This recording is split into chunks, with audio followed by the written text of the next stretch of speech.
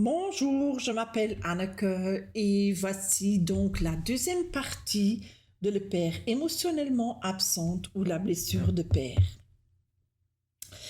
Parce qu'il s'agit aussi des pères qui pensent toujours qu'il faut faire mieux, qu'on n'est jamais assez bon.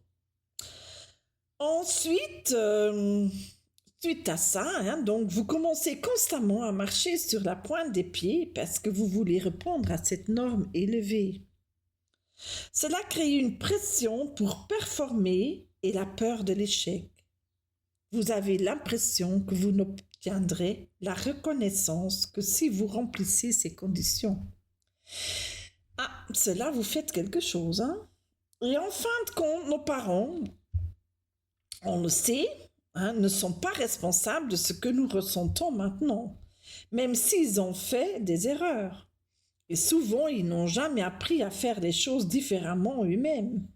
De nombreux pères devraient simplement être forts et cacher leurs sentiments. Peut-être que votre père a juste fait ce qu'il pouvait. Certaines cherchent quelque chose à quoi s'accrocher dans la foi ou la spiritualité suite à ça. Cela peut aider, mais s'il s'agit d'une échappatoire à votre douleur, le problème demeure.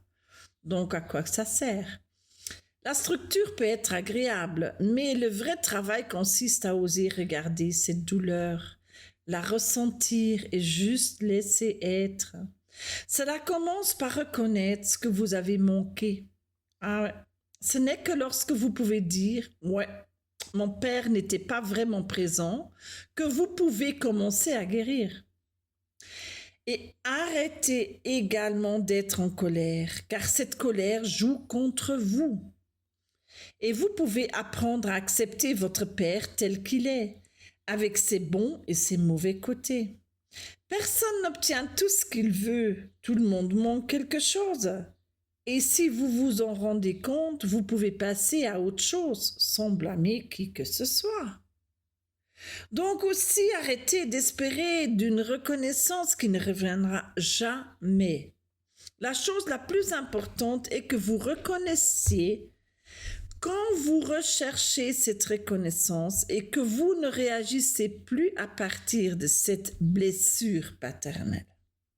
Soyez gentil avec vous-même lorsque vous êtes triste de ce que vous avez manqué, mais ne le laissez pas vous guider. Choisissez d'agir à partir de la version saine de vous-même et donnez-vous l'appréciation dont vous avez besoin. Sortez de ces mécanismes de survie. Oui, vraiment, faites ça. C'est un voyage et vous n'avez pas à tout faire correctement du premier coup. Allez-y, étape par étape, avec amour et patience pour vous-même.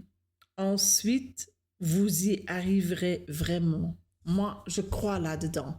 Donc, vous allez croire aussi? J'espère. Merci beaucoup.